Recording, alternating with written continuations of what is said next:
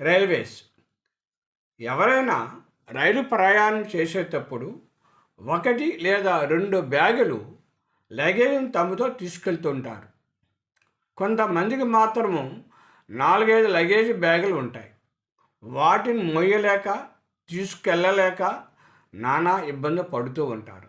అలాంటి వారి దృష్టిలో పెట్టుకొని భారతీయ రైల్వే శాఖ కొత్త సదుపాయాన్ని అమల్లోకి తెచ్చింది. ఏమిటి ఆ సదుపాయం?